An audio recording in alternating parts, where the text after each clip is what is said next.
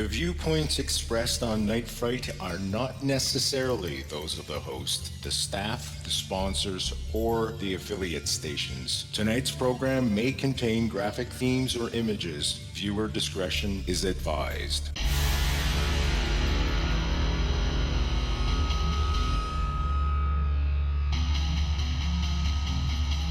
There is a time for question.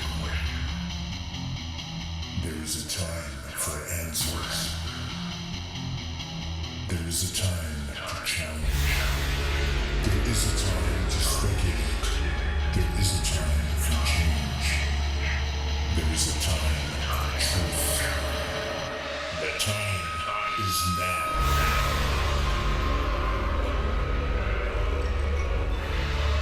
Welcome to Night Fright, your voice in the dark for harmony and conspiracy.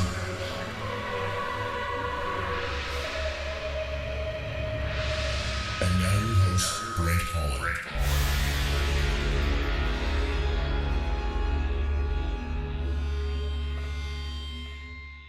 Showtime! Welcome to the show. As I drove to the studio tonight, there's a sinister-looking storm edging its way towards us from across Lake Ontario.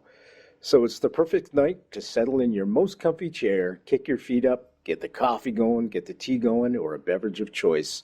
Take this time for yourself. You have earned it. Folks, there seems to be a new awareness on reports of UFOs, aliens, and extraterrestrial phenomena in general. Our guest tonight is Stephen Bassett, and he has been well aware of this rise for many, many years. You see, Stephen Bassett is the executive director of the Paradigm Research Group, PRG, which was founded in 1996 specifically to put an end to the U.S. self-imposed embargo on the truth behind extraterrestrial related phenomena. Stephen Bassett remains one of the foremost global ambassadors for the release of all documents and information related to the extraterrestrial phenomena. So, now, a little bit of history and the important work Stephen and the Paradigm Research Group has been doing. In 2013, PRG produced a citizen hearing on disclosure at the National Press Club in Washington, D.C. Since 2014, PRG has been conducting several political initiatives in Washington, D.C. One is seeking the first hearings on Capitol Hill since 1968, folks, regarding the extraterrestrial presence issue. Another sought to force the ET issue into the 2016 presidential campaign. Few know just how close we came to disclosure in 2016. Now, we've got a new president and a new set of challenges. Ending the truth embargo is more imperative than ever. Tonight, we're going to look at the options and what lies ahead with PRG Stephen Bassett. Stephen, welcome back to the show, my friend. It is great. Great to be with you. Thank you. Let's start off where we left off with Hillary. Just how close do you feel we were to disclosure? Very few people on the planet know how close we came.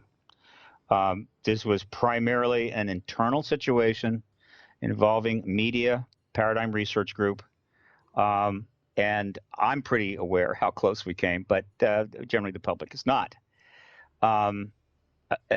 The essence of this initiative is at a web page, and that web page is the political media coverage of the Clinton ET connection. If you go to paradigmresearchgroup.org, the main site for me, or Google my name, comes right up, Stephen Bassett. And then on the lower left, you click on the ET media coverage of the Clinton ET connection. You will see the scope of that initiative, how vast it was. Essentially, what PRG was able to do, using the citizen hearing on disclosure as the platform, the mock congressional hearing we held at the National Press Club in 2013, when Secretary Clinton begins her second run at the presidency, literally 2 years out, this is like around November, October, actually even earlier than that. Campaigns in the United States now run for years, cost billions. It's absurd. PRG this time was able to convince the media to address the connection between the Clintons and the extraterrestrial issue, which goes all the way back to 1993, 1996, and the Rockefeller Initiative that took place at that time. As a result, for the first time ever, the Rockefeller Initiative and the engagement of the Clintons with the ET issue at Lawrence Rockefeller's behest got into print. The article started in late November. In early January, I believe, is Billy Cox of the Sarasota Herald Tribune that mentioned the term Rockefeller Initiative for the first time. And from that point on, all the way through the end of the election in November of last year, PRG was able to generate over 500 English language print articles on the Clinton ET connection. And of course, most of these are not only in print, but also on the web. And the web articles at the various papers included links to the documents, to interviews, and other supportive materials. A vast array of information. 500, the most unprecedented political coverage of the extraterrestrial issue ever in history. In fact, more in that 2 years than in the previous 68 years. As a result of the pressure of these articles were appearing in papers like the Washington Post, Washington Times, New York Times, Chicago Tribune, the Times of London, New Yorker, New York Observer, and on and on and on, reporters were contacting the Clintons, particularly Hillary's campaign, as well as John Podesta, her campaign manager, wanting to know what's going on with this. What about it? They were not in a position and not willing to respond. They knew that if they got into an extensive back and forth, that the thing was going to come out, and ultimately they were afraid it could cost them the election. And so they stonewalled everybody, meaning they were telling the New York – they were not even responding to the New York Times questions, which you don't do, okay, meaning no comment, nothing. They don't call them up and say no comment. They don't even respond. And so they were under tremendous pressure. And because of that pressure, on 12 occasions, either Secretary Clinton, Bill Clinton, Barack Obama, who was part of the Clinton team, and John Podesta actually spoke publicly on this issue in controlled places, in controlled environments.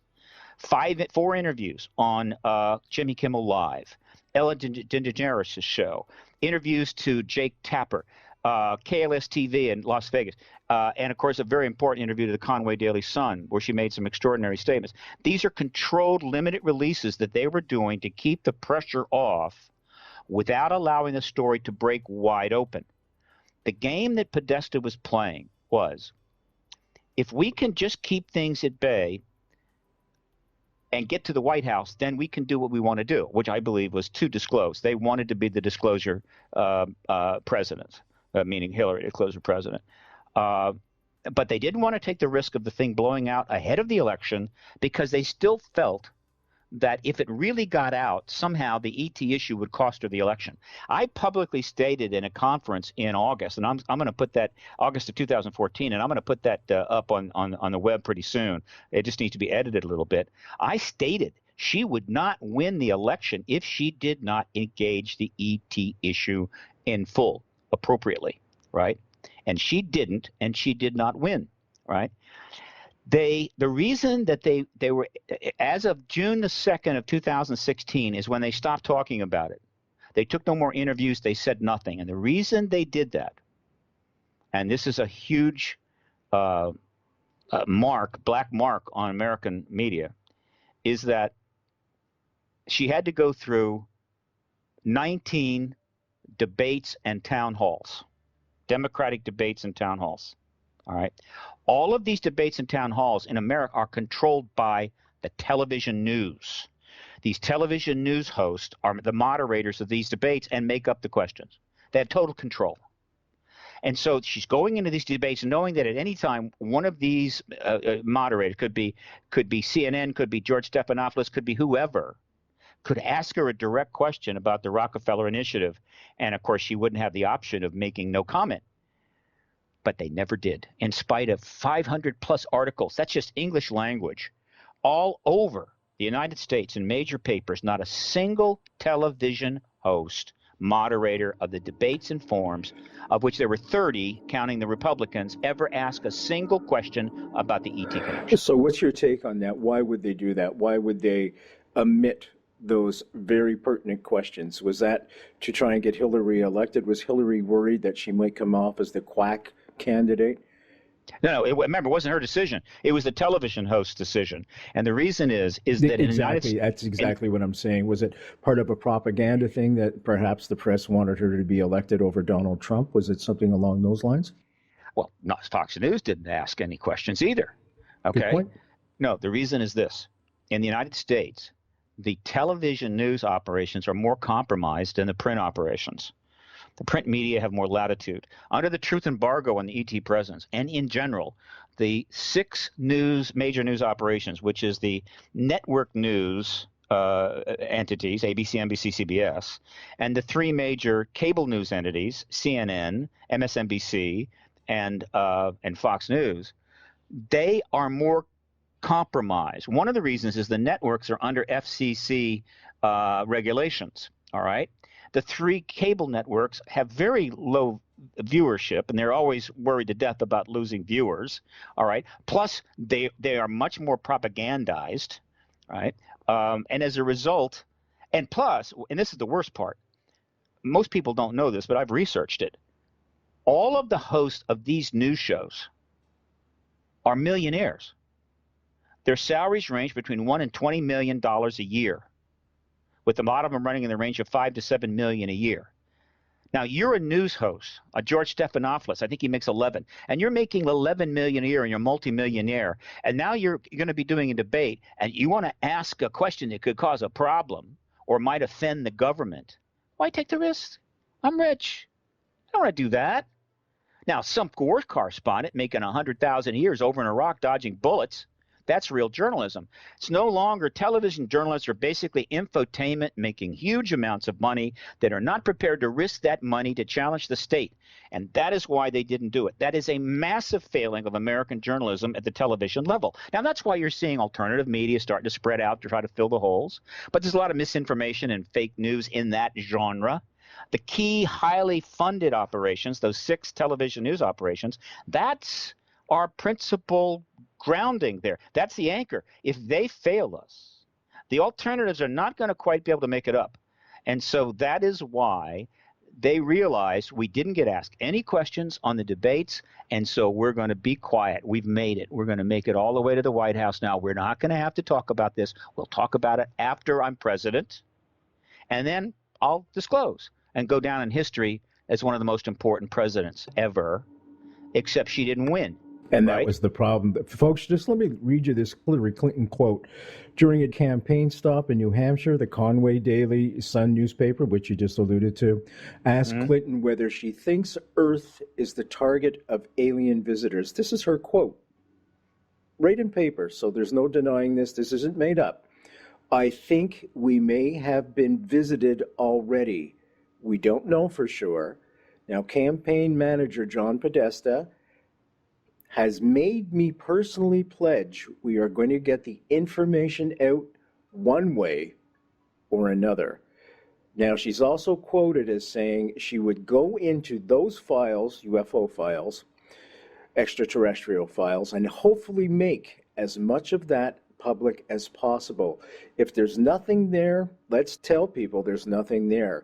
If there is something there, unless it's a threat to national security, makes common sense, folks, I think we ought to share it with the public. That's how close we were. Well, those last comments, the first half of those comments was the Conway Daily Sun, where she also said we could set up a task force to investigate Area 51, look at the UFO files. The second quotes come from the Jimmy Kimmel Show. All right.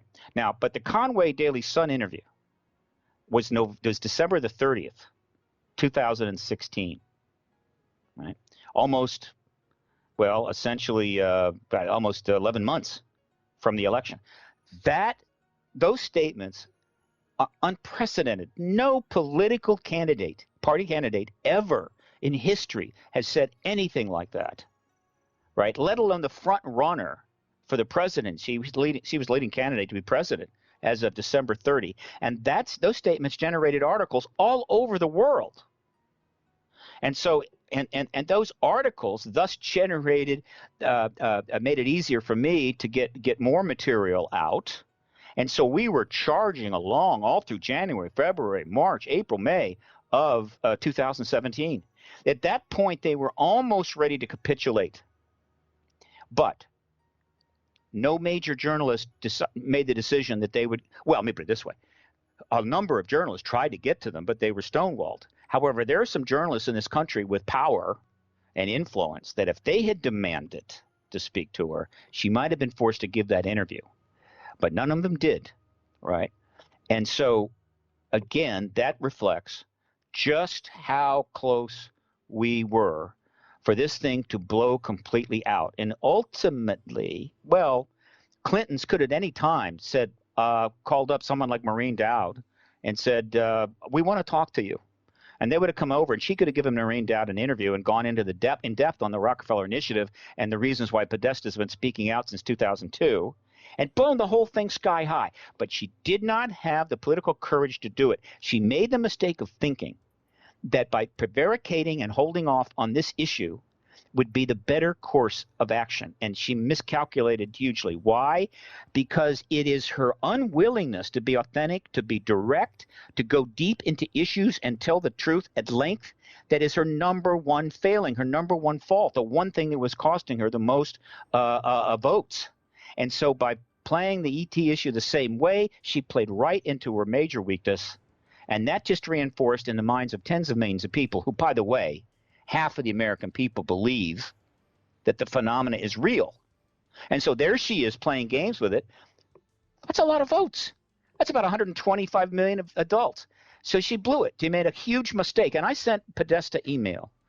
And I basically said, you had the chance to make history, and you completely walked away from it. And it's disgusting. Right? And what did he end? I was going to ask you, why would she adopt this in the first place? What was she thinking? What was behind it? Did she think it was going to get her elected? Was this going to be a main platform for her? They didn't want to talk about it at all.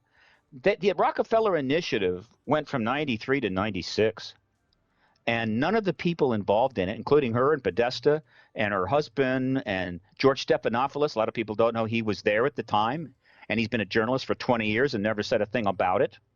What? Right? The chiefs of staff, McClarty and Leon Panetta and Bill Richardson, who was tight with the administration, none of them ever said a word about it. They just wanted it to go away about the Rockefeller Initiative. But John Podesta started speaking to the ET issue after Clinton left office. He started in 2002.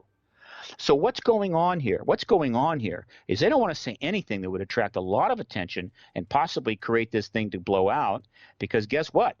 As of 2001, the Democrats weren't in the White House. All right? But they were laying the groundwork. They were showing that they actually were interested in the issue. Podesta was they were playing a game, a chess game. But they did not want to confront the issue full out because they felt that would be a risk. Right? That they didn't want to take that risk. In other words, they didn't want to tell the truth to the American people.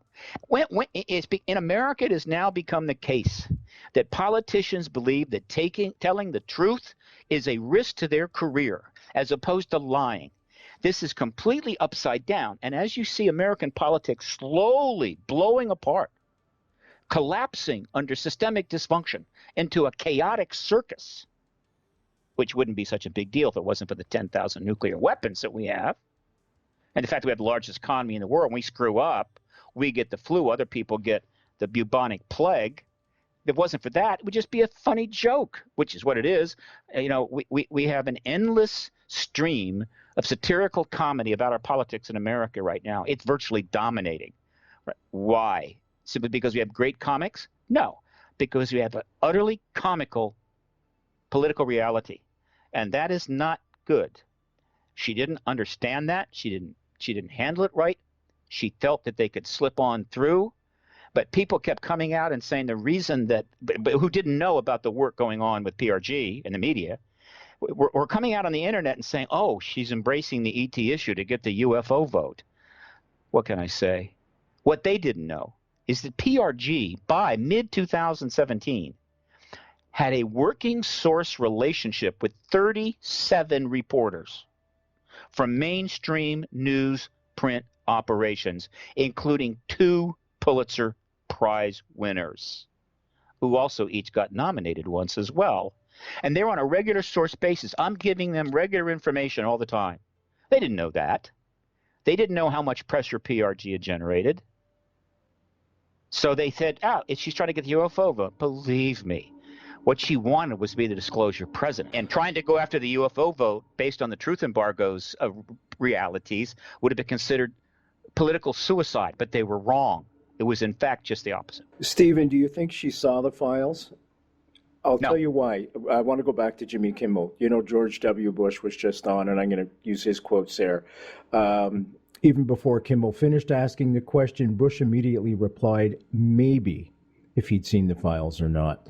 So when he said maybe on the Jimmy Kimmel show to seeing the files, I thought, maybe Hillary is cognizant to the actual files. You don't believe that's the case at all? You said see the files. Right. She was not briefed on this issue. Bush was not briefed on this issue. Obama was not briefed on this issue. And Clinton wasn't briefed on this issue. So what do you think they were privy to? Nothing. Absolutely However, nothing? you don't have to be given a tour of Area 51. You don't have to go meet an alien at some subterranean base in the United States to know there's an extraterrestrial presence. All you have to do is read the books, go on the internet. In the civilian world, enough information and evidence has been generated from the research, from contactees coming forward, from witnesses, military agency, political witnesses. The ET presence has been proven 10 times over. These people have access to books and television, and they're very smart. And so they know there's an extraterrestrial presence. However, that's not the same thing as having a briefing from the Pentagon on what is in the government files. Every effort to do that has been stonewalled cold since 1962, with the possible exception of Nixon. And so to cast this another way, we're going to get a little more sophisticated here, so that people can maybe understand the dynamics of this. We're extraordinarily complex, is this.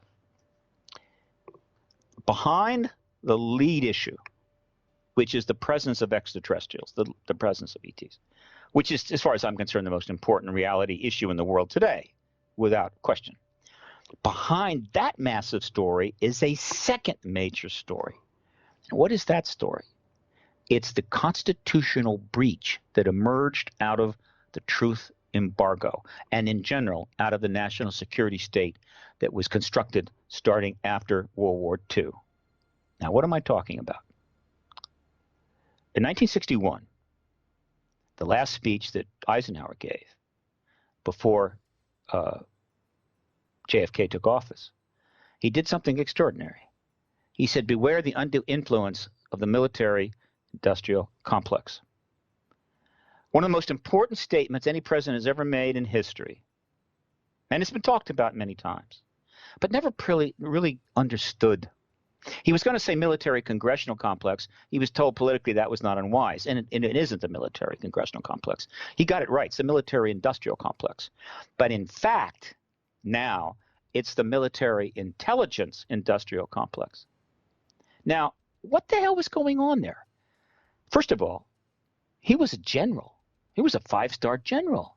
He was the head of the European operations. He was highly respected. And after World War II, and of course the Korean War as well, the U.S. military was highly regarded.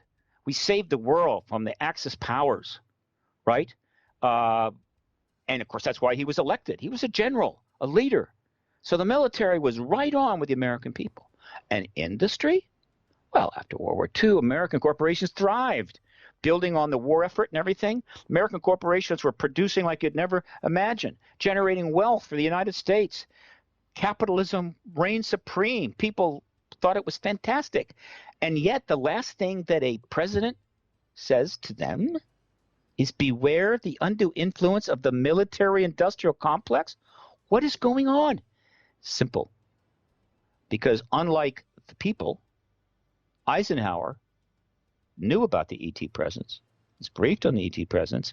He knew how much of the military intelligence complex world had been developed since 47 by 61. He realized how huge they were getting, and he knew why. He knew that the military intelligence complex, or military industrial complex, was going to become vast. It was going to become an empire, literally, which is what I call it, the secret empire. Why? Because Eisenhower was familiar with two very important pieces of information. One was the nuclear threat, which most everybody else was. But of course, he knew it in greater detail. There was a nuclear threat with the Soviet Union. We were in a nuclear Cold War, and technically it would require as much money as you could print, right? God knows how big it was going to get, how many weapons were going to be built. Turned out to be 80,000 amongst 8 nations. Just 80,000 nuclear weapons, enough to destroy the world about 100 times over. So he knew that was going to drive this huge complex. And, of course, the espionage, the secrecy, everything that was needed, it's going to be huge. But he also knew about the extraterrestrial presence. And, of course, he knew that a truth embargo was underway with that.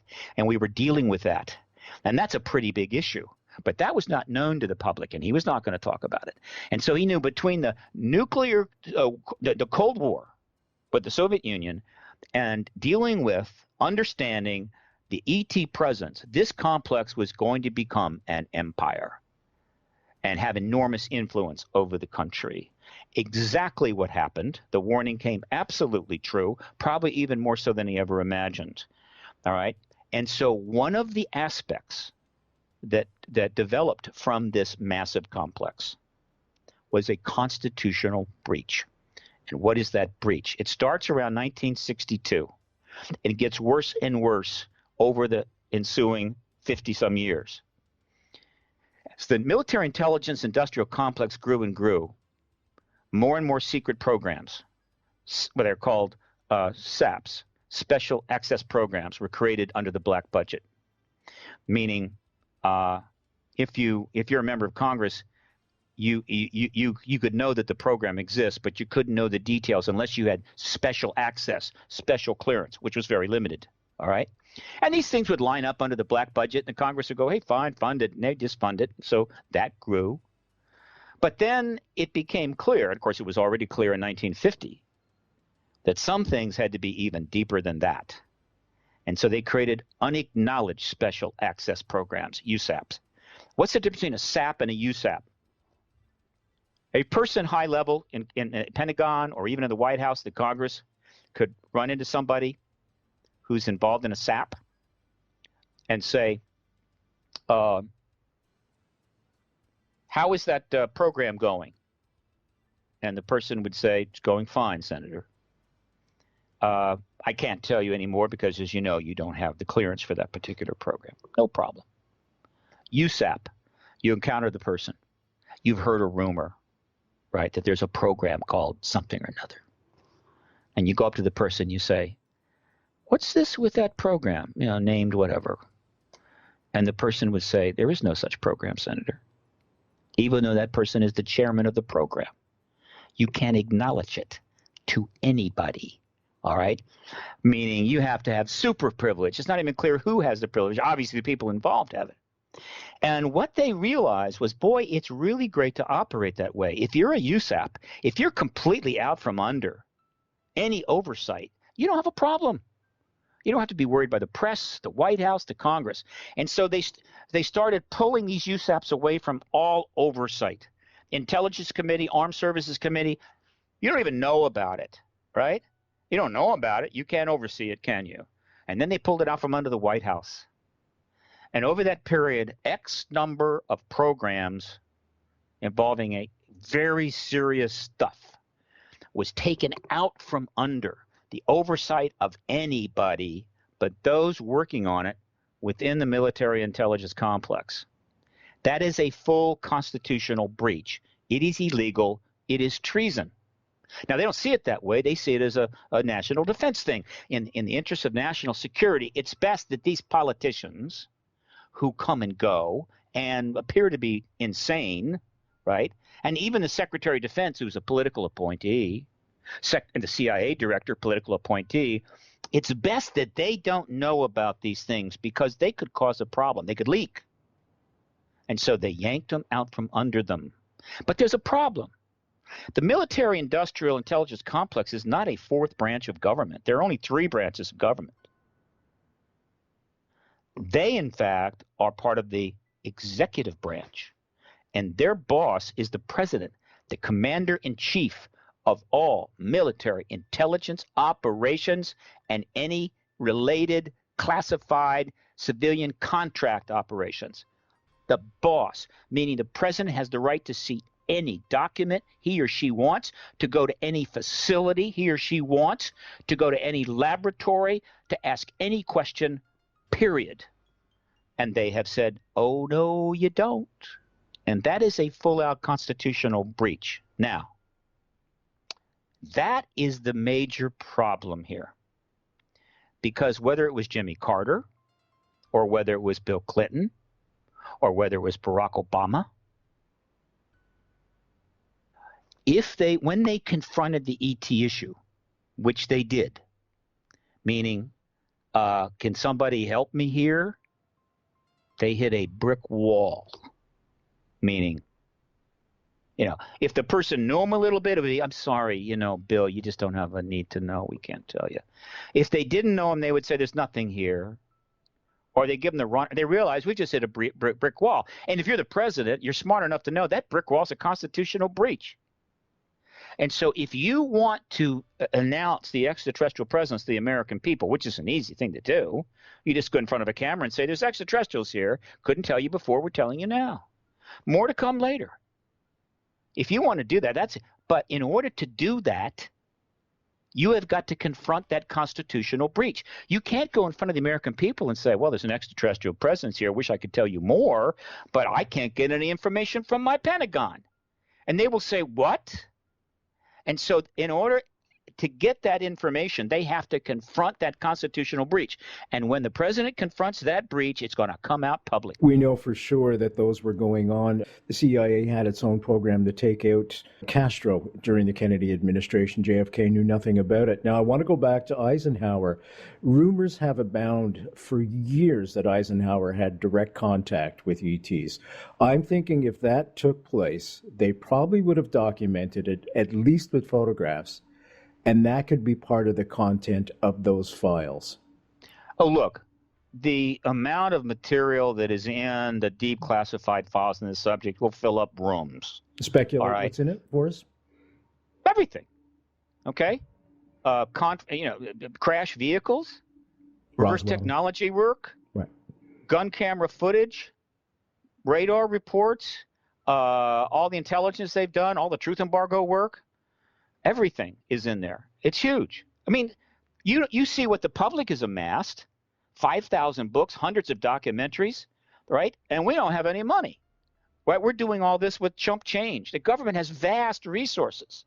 They have huge files, but they're the highest classified files in the United States. And the people that are privy to that stuff, they want to pull an Edward Snowden, they won't make it to Hong Kong. The JFK Assassination, the definitive book by Brent Holland. From inside the Oval Office to Daily Plaza, first-person witness accounts. Order yours right now. nightfrightshow.com. What concerns me, Stephen, and, I always like to draw JFK parallels here because JFK's files are supposed to be released 2017 in October. I'm concerned that there's not going to be much there. If there's any smoking guns there, I suspect those files have already been destroyed. Do you think we could expect the same type of scenario if the UFO files are ever released, the actual smoking gun files would have been destroyed? And to extend on that question, how do we discern misinformation, disinformation from the authentic files? That's the challenge to me once they're released. Authentic files. Look. Well, you've asked several things here. First of all, the government will only release what it wants to release. The FOIA is a bit of a ruse. All right, you can file FOIs until hell freezes over. You get some information, and every once in a while you get an accident. But overall, if they don't want to release it, they're not going to release it. All right, so it gives the impression that you have access to this deep stuff that will really reveal stuff. No, you don't. All right, so that's an illusion. In terms of destroying files, well, it's always been my concern that some stuff is destroyed because we're talking about the highest level of history. Okay. I mean, people get upset because the Taliban blew up some ancient statues in Iraq. Okay. Destroying the files and evidence that's in the government's hand regarding the history of the ET connection would be far worse than that. I don't think they're that stupid. They're not going to do that. they're going to hold on as long as they can. When eventually disclosure comes, they will have to start releasing material. And as far as disinformation from misinformation, look, the government has been in the misinformation propaganda business for my entire lifetime. So obviously, they're going to have to go to some lengths to make clear that what we're getting is the real deal. And all I can say is that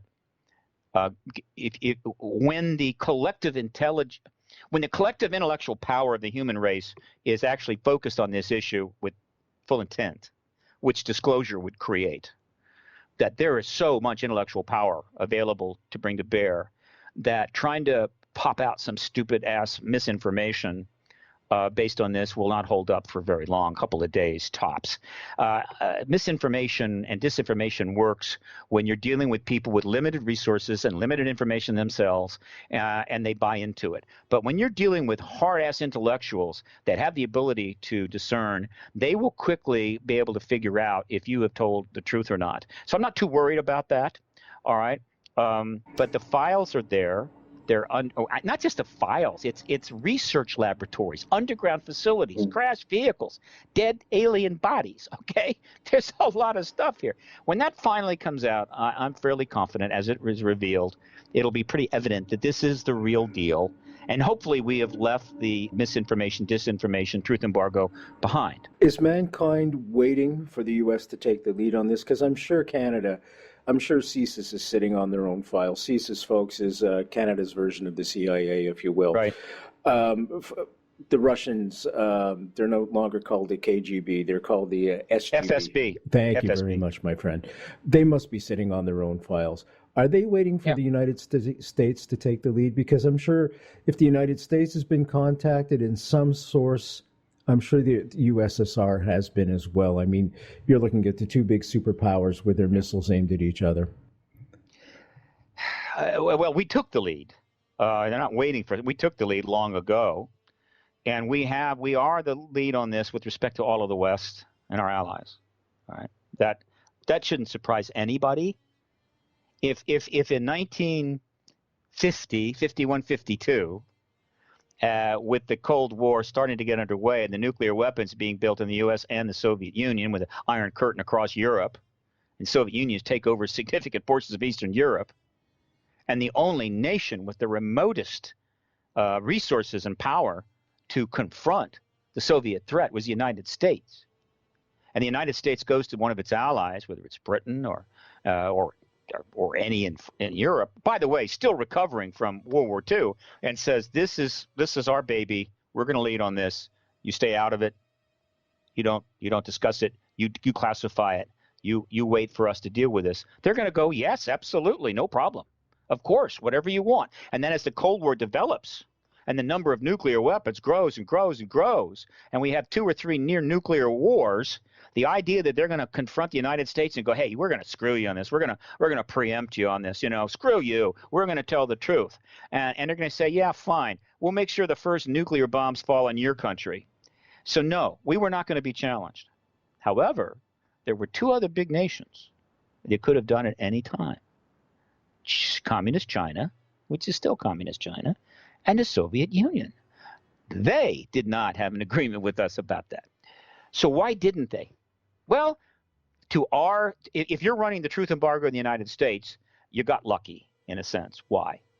Because obviously, particularly 1950s, 1960s, 1970s, the Communist China and the Soviet Union were extreme authoritarian ideological states based upon complete devotion and fealty to the party. You don't dissent. You don't fool around, right? You worship Mao and you worship Marx, Lenin, whatever. Well, if you're an ideological control state, the last thing you want to do is go to your people and say, guess what?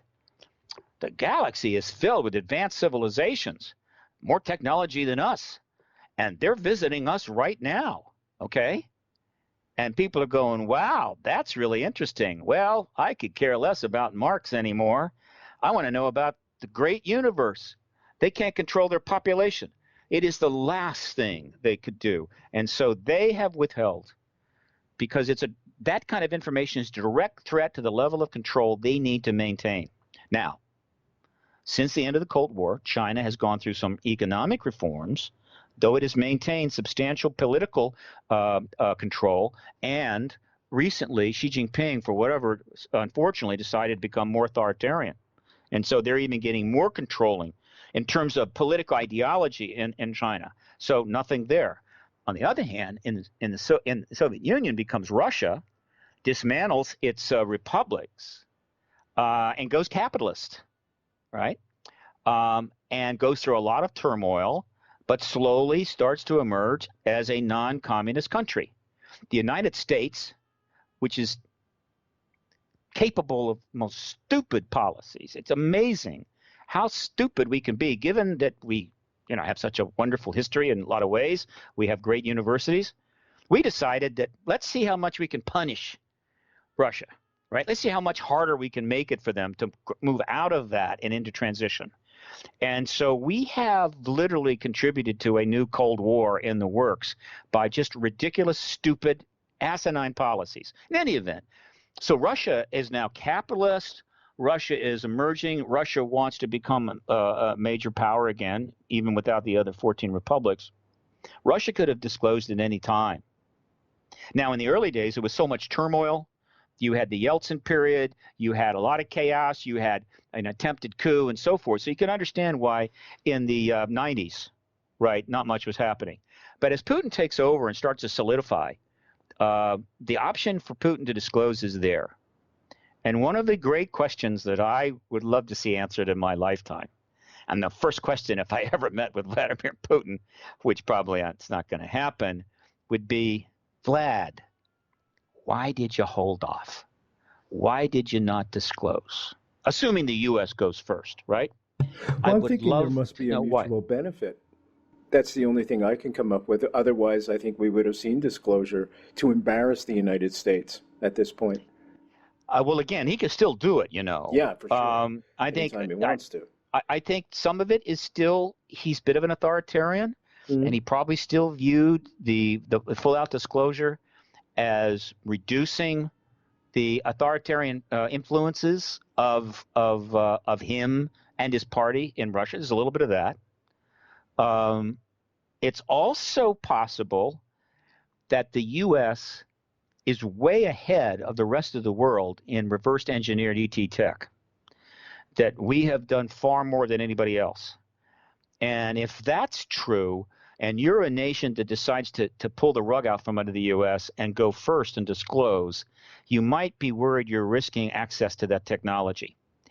Again, I don't have the answers. However, I never cease to use a venue like this to remind my esteemed White House and those that run it and advise it that the ETs are here, and Vladimir Putin could announce it at any time.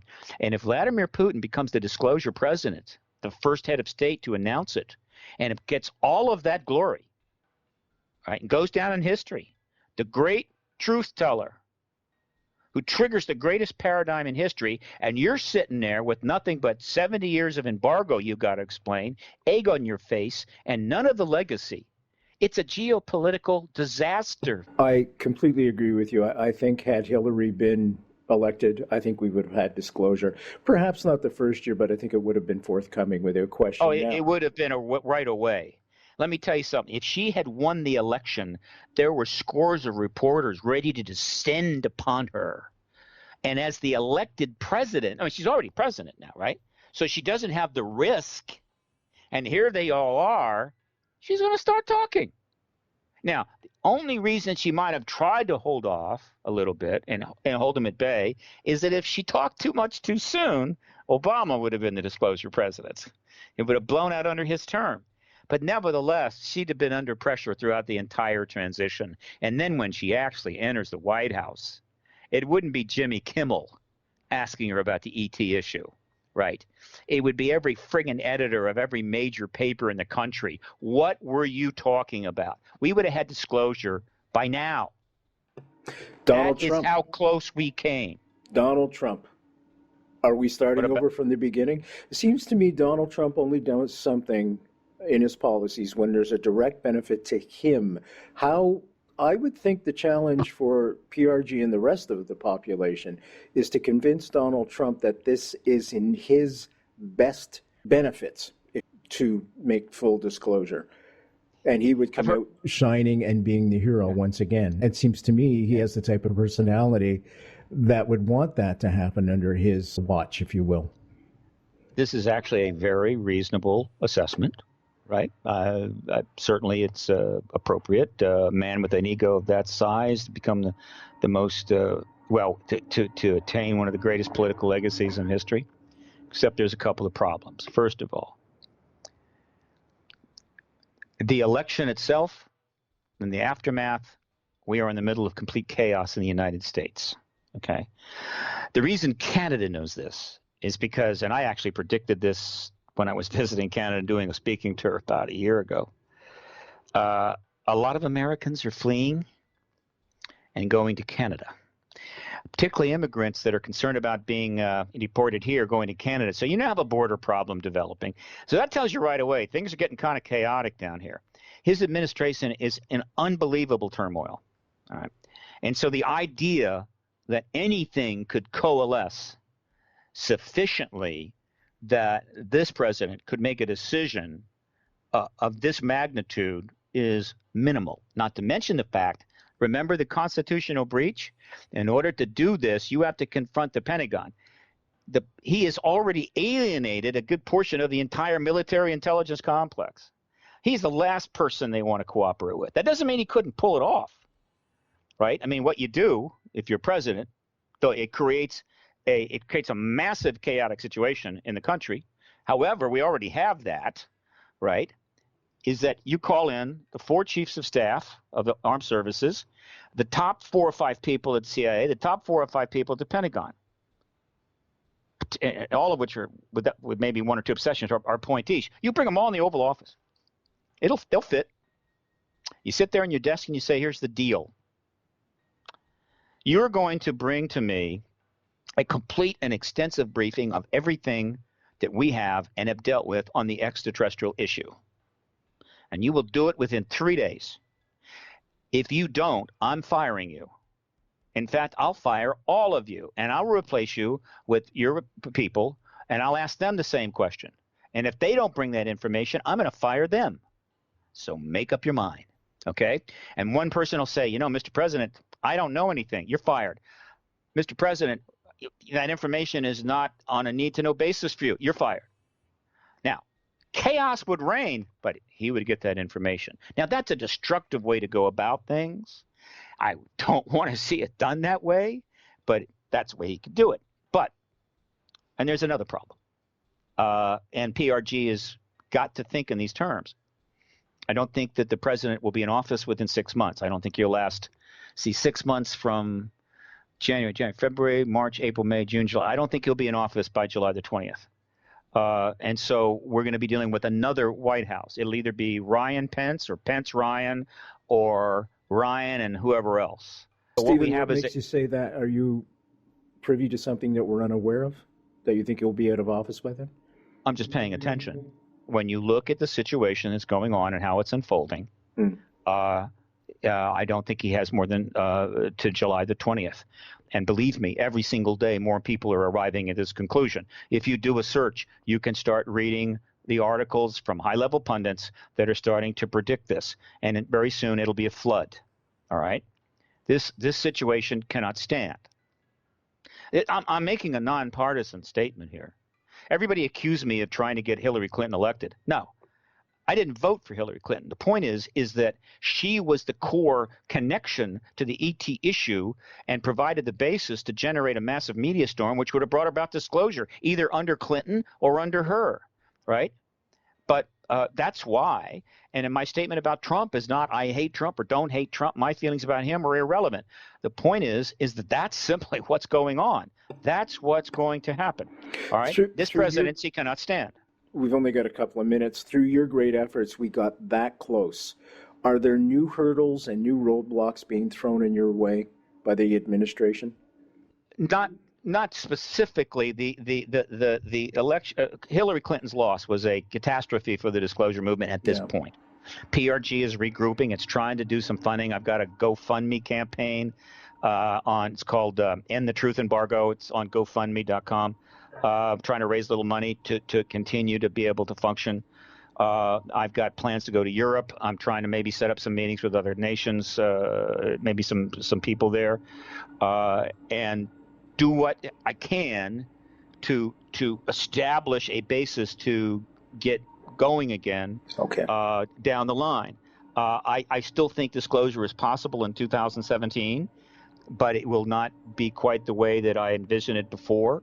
And I believe while the odds of the U.S. being the lead disclosure nation was about 80 to 90% prior to the election, it's now probably 50%. And so now it's about 50-50. Another nation will go first. And that is fine with me. All right. Once the other nation goes first, whatever, as long as a major nation, then the rest of the nations will follow, including the United States. And Donald Trump will not be the disclosure president, but he will be the American president in charge when disclosure happens, but not if it comes later in the year, because I don't think he will be here by the end of July. Okay, we're going to have to start to wrap up, but I want to thank you for coming on and bringing us up to date about your great work that you're doing. Stephen Bassett's been our guest tonight, folks. www.nightfrightshow.com. There'll be a bunch of links there. Just click on Stephen's picture. That'll take you right to his website, Paradigm Research Group, PRG, or you can just Google him and it'll come right up. Thanks again, Stephen. I'm Brent Holland from Night Fright. See you all next time.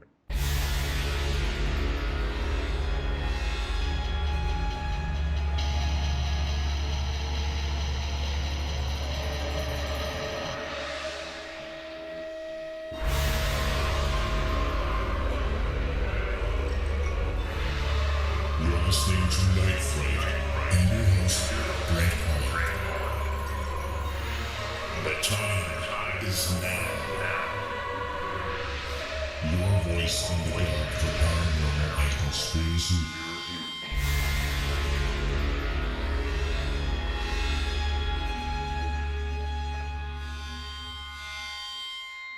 The JFK Assassination, the definitive book by Brent Holland. From inside the Oval Office to Daily Plaza, first-person witness accounts. Order yours right now, nightfrightshow.com.